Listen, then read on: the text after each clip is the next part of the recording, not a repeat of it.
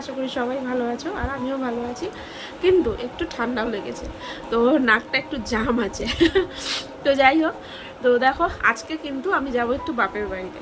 তো কারণ তোমাদের বলা হয়নি, আমার বাবার হচ্ছে যে ছানি অপারেশন হয়, তো সেটা হয়েছে। তো তার জন্য মানে অপারেশনের পরে আমি যেতে পারিনি, অপারেশনের সময় আমি যেতে পারিনি। তো আমার এক ভাইয়ের ভাই গেছিলো আর কি। তো এখন বাবা বাড়িতে এসেছে, তো বাবা মার কাছে এখন যাব, গিয়ে একটু দেখা করে আসব, আর কয়েকটা দিন থাকবো, কারণ ভালো লাগছে না, তো সবাই জানো। তাই জন্য তোমাদের এতদিন বলিনি, তো আজকে বললাম। তো চলো একটু পরেই বেরোচ্ছি আপাতত। আর এইদিকে দেখো, এই যে সব কিছু আগে গোছগাছ করিয়ে নিই, তারপরে আমি আর মাহি বেরোবো।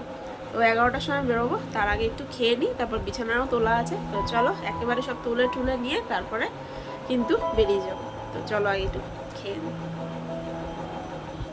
তো দেখো আমি আর মাহি কিন্তু একদম বেরিয়ে পড়েছি সমস্ত কিছু লোটা কম্বল নিয়ে, মানে সমস্ত ব্যাগপত্র নিয়ে। তারপরে চলে এসেছি বাবার এখানে। আর এই দেখো বাবার চোখের অপারেশনটা হয়েছে, এখন এই কালো চশমাটা পরে রয়েছে, আর আমি একটু খেয়ে নিচ্ছিলাম। তো দেখো চলে তো এসেছি, দেখলে। আর বাবা মার সাথে এখন গল্প করছিলাম, এখন শশা খাচ্ছি। আর এখানে দেখো কত সুন্দর পেঁপে হয়েছে, বুঝতে পারছো? একদম আমাদের মানে রান্নাঘরের পাশ দিয়ে একটা মানে পেঁপে গাছ, দেখো দুটো কি সুন্দর পেঁপে ধরেছে। তো শুধু এখানে পেঁপেই না, দেখো কত সুন্দর সুন্দর বেগুনও কিন্তু আমার এই গাছে ধরেছে। মানে বাবা এত যত্ন করে লাগায়, কিন্তু এই কদিন ছিল না বলে মানে মাটিগুলো একদম শুকিয়ে গেছে, কিন্তু তাও দেখো কত সুন্দর লাগছে বেগুনগুলো। কি সুন্দর বেগুন হয়েছে, মানে আমার এত ভালো লাগে না। তো এগুলো এখন একটু ছোট রয়েছে, আর একটু বড় হবে। আর যা যা ফুল গাছ হয়েছিল সব ফুলগুলো মরে গেছে, মানে ডালিয়া ডালিয়া সব লাগিয়েছিল, কয়েকটা শুধু গাঁদা ফুলের গাছ রয়েছে। তো আর আপাতত কিছু নেই। তবে শীতকালে তো তোমাদেরকে দেখিয়েছি কত সুন্দরভাবে আমার বাবা গার্ডেনিংটা করে। তো চলো এখন একটু ঘরে যাই, আর ড্রেসটাও ছাড়িনি এখনো, ড্রেসটাও ছেড়ে নিই। দেখো আমি কিন্তু একদম ড্রেস ছেড়ে নিয়েছি আর চলে এসেছি মায়ের রান্নাঘরে, কারণ মাহি আমার মাকে একদম ছাড়ছে না।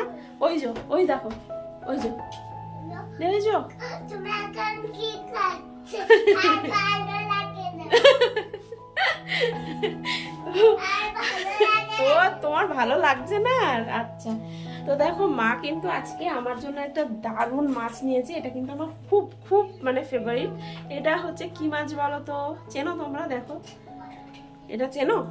এটা হচ্ছে মা, এটা কি মাছ জানো বললে? শার্টিন। শার্টিন, এটা হচ্ছে শার্টিন মাছ। তো এটা আমার খুব পছন্দের মাছ, তো সেই মাছটাই এখন করব। তো আজকে ভাবলাম যে ঠিক আছে তোমরা নাতনি নিয়ে থাকো, আমি রান্না করছি। তো দেখো আপাতত এই যে প্রেসার কুকারে মা ডাল, আর এদিকে দেখো ভাত হয়ে গেছে, শুধু ডালটা ফোড়ন দেব আর মাছটা শুধু করব, আর কিছুই করব না। আর একটু দেখি ভাজাভুজি যদি কিছু হয় সেটাই করব। তো চলো আগে ডালটা ফোড়ন দিয়ে নিই।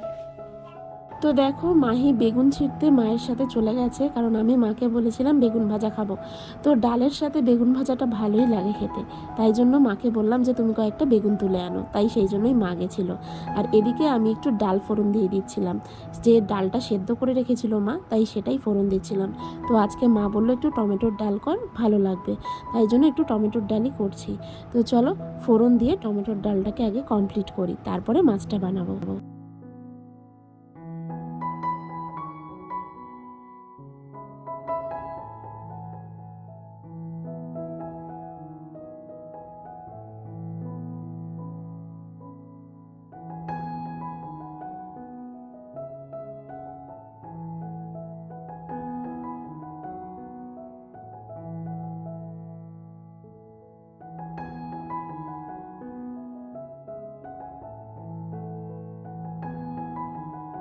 তো দেখো ডাল কিন্তু আমার একদম ফোড়ন দেওয়া হয়ে গেছে, তাই এবার ডালটা নামিয়ে কড়াইটা মেজে আনবো, কারণ এই কড়াইতে কিন্তু মাছ ভাজলে মাছ পুরো আটকে যাবে।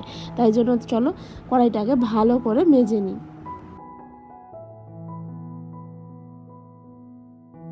তো দেখো কড়াই মেজে আনার পর আমি কিন্তু তেল গরম করতে বসিয়ে দিয়েছি, আর তেলটা বেশি ভালো গরম হলে তারপর মাছ দিলে কিন্তু দারুণ মাছ ভাজা হয়। তো এই মাছগুলো জানো তো আমার শ্বশুর বাড়িতে একদমই খাওয়া হয় না, তাই বাপের বাড়িতে আসলে মা কিন্তু এই মাছটা খুব রাখে, মানে আমি থাকলে বিশেষ করে। তো চলো এই মাছটা আজকে কিভাবে রান্না করছি সেটাই তোমাদের দেখাবো।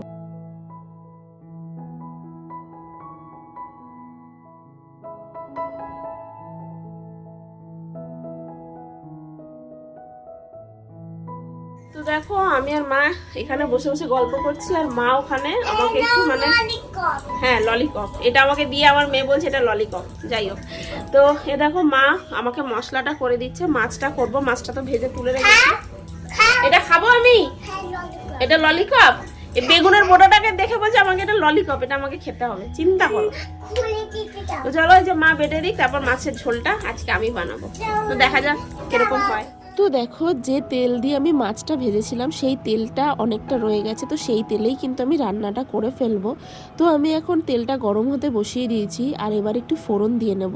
তো ফোড়নের মধ্যে আমি জিরে, মানে সাদা জিরে আর একটা তেজপাতাই দেব। আর এইটা কিন্তু দারুণ লাগে জানো তো, এই ফোড়নটা দিয়ে করলে একটা আলাদাই গন্ধ চলে আসে।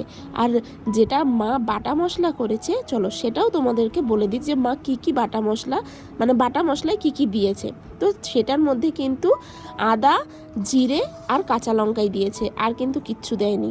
আর এবার দেখো নুন আর হলুদ দিয়ে কিন্তু আমি এই মশলাটাকে শুধু কষাবো।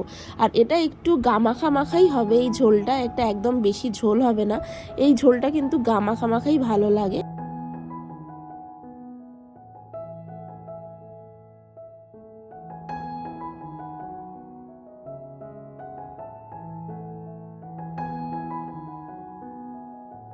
তো মশলাটা যতক্ষণ না তেল ছাড়ে ততক্ষণ কিন্তু আমাকে কষতে হবে। আর সেই ফাঁকে আমি কিন্তু আরেকটা জিনিস করে নেব। তো দেখো এখানে এই যে বেগুনগুলো মা কেটে দিয়েছে, তো সেইগুলো কিন্তু আমি ভাজার জন্য নুন হলুদ দিয়ে মেখে রাখবো। তারপরে চলে আসবো আবার কিন্তু রান্নায়, মানে ঝোলটা দেখতে। তো ঝোলটার মধ্যে দেখো আমি অল্প একটু আদা কেটেও টমেটো কেটে দিয়ে দিয়েছি। তো টমেটো যখন কষে গেছে তখন দেখো মাছগুলো দিয়ে দিয়েছি, আর দেখো তেল কীরকম ছেড়েছে দেখতে পাচ্ছ। তো এর মধ্যে জাস্ট হালকা একটুখানি জল দেব যাতে মাছগুলো একটু সিদ্ধ হয়ে যায়। তারপরে কিন্তু এটা যখন একদম মাখো মাখো হয়ে যাবে তখন কিন্তু নামিয়ে দেব।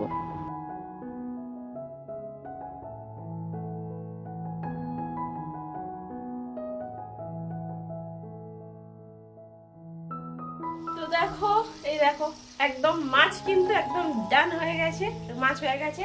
আর এখন আজকে একটু এই যে দেখো এরকম ভাবে একটু বেগুন ভাজা করব, মানে একটুখানি আটা ছড়িয়ে দিয়েছি, আটা ছড়িয়ে দিয়ে একটু বেগুন ভাজা করব। তো অনেকদিন ধরে ইচ্ছা করছে একটু বেগুন ভাজা এরকম ভাবে খেতে। তো আজকে মা বললো যে চল আজকে তুই কর, যে বেগুন ভাজা তোর যখন অনেকদিন ধরে ইচ্ছা করছে তাই জন্য কর, তাই জন্যই করছি।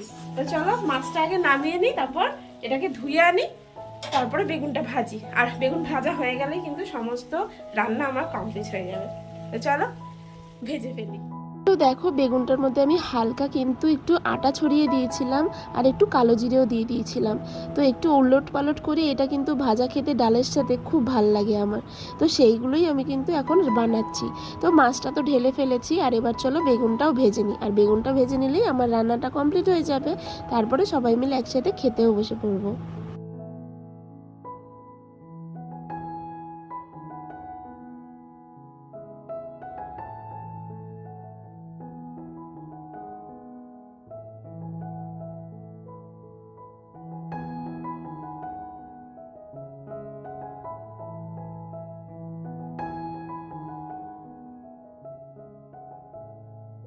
তো দেখো বেগুন ভাজাগুলো কিন্তু আমি লাল লাল করে একদম ভেজে নিয়েছি, আর এবার কিন্তু বাবাকে খেতে দিয়ে দেবো। তো বাবার যখন, মানে তোমরা তো সবাই জানো যে বাবার কিন্তু চোখের অপারেশন হয়েছে, তাই একটু টাইম মেনটেন করে বাবাকে খেতে দিতে হয়, তাই জন্য একটু তাড়াতাড়ি করে সমস্ত রান্নাগুলো কমপ্লিট করেছি।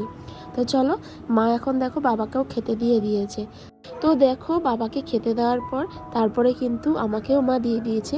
আর এই দেখো ডাল আর বেগুন ভাজা দিয়ে আমি কিন্তু খেয়ে নিচ্ছি। তারপরে ডাল আর বেগুন ভাজা দিয়ে খাওয়ার পর দেখো এই দেখো একদম মাখো মাখো করে যে মাছটা বানিয়েছি সেই মাছটা, এর মধ্যে একটু তেলটাই বেশি লাগে। তো চলো খেয়ে উঠি। গুড ইভিনিং ফ্রেন্ডস, কেমন আছো? তো একটু ঘুমিয়ে পড়েছিলাম বাপের বাড়িতে এসে। আর এদিকে দেখো মা হচ্ছে সবজি কাটছে, তো সবজিটা হচ্ছে তোমার আজকে চাউমিন খাবো, তো অনেকদিন বাদে মায়ের হাতে চাউমিন খাবো, তো সেই কারণে মা আজকে সবজি কাটছে। আর এই দেখো মাহি একটু জল খেলি কি জল বলো, গুড ইভিনিং বলো সবাইকে, গতি পিলি গুড ইভিনিং। গতি পিলি তো মাহি এখন উঠেছে ঘুম থেকে, তো চলো মা আজকে সমস্ত চাউমিনের জন্য কাটাকাটি করছে, মানে সমস্ত সবজি। তো চলো। তো দেখো মা কিন্তু এখানে সমস্ত সবজিগুলো বসিয়ে দিয়েছে আর একদিকে চাউমিনটা সেদ্ধ করতেও বসিয়ে দিয়েছে। তো চলো, মায়ের হাতে চাউমিন খাওয়া কিন্তু দারুণ ব্যাপার। আর আমার মা জানো তো চাউমিনটা কিন্তু দারুণ ফাটাফাটি বানায়। তো চলো মা এখন চাউমিনটা করতে থাক, আর আমি একটু মাকে হেল্পও করে দিচ্ছিলাম, একটু নাড়িয়েও দিচ্ছিলাম। তো চলো এইবার হচ্ছে খাওয়ার পালা। তো মা চাউমিনটা পুরো দেখো কমপ্লিট করে নিচ্ছে। দেখো গরম গরম ধোয়া ওঠা চাউমিন কিন্তু একদম রেডি করে মা আমার হাতের সামনে এনে দিয়েছে। আর এদিকে মাহি সস খাবে বলে দেখো দেখছো সস খেয়ে নিচ্ছে। আর আমরা সবাই কিন্তু চাউমিন খাচ্ছি, সবাই গল্পও করছি, চাউমিনও খাচ্ছি। তো আজকে সন্ধ্যাটা কিন্তু দারুণভাবে কাটলো জানো তো।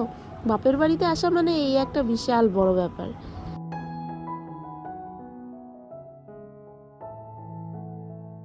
তো দেখো চাউমিন খাওয়ার পর মা আমার মাথায় একটু তেল লাগিয়ে দিচ্ছিল, কারণ আমার মাথাটা খুব গরম হয়ে গেছিলো মা বলছে।